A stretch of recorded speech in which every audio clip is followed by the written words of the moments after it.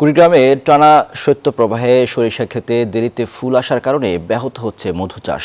খাবার না পেয়ে বাক্সি মারা যাচ্ছে লাখ লাখ মৌমাছি। টানা 2 মাস ধরে মাঠে অবস্থান করেও মধু না পেয়ে লোকসানে মৌয়ালরা।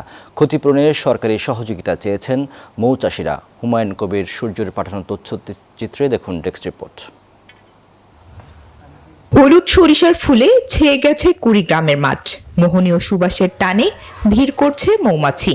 আর এদিকে মধু সংগ্রহে কর্মব্যস্ত সময় পার করছেন মৌচাষিরা। Bashundhara public school and college 2026 শিক্ষাবর্ষে ভর্তি চলছে।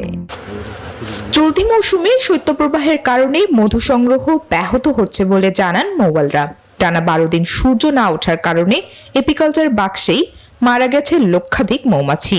মধু সংগ্রহে লোকসানের মুখে পড়েছে মৌয়ালরা। মাছের খাওয়ান না হয়ে বক্সের মাছি সব মারা গেছে। আমাদের এই ওয়েদারের কারণে আমাদের মৌমাছির খামার সব মারি হয়ে গেছে। আমরা যে টার্গেট নিয়ে আসছিলাম সে টার্গেট আমাদের ফেলাপ হয়নি।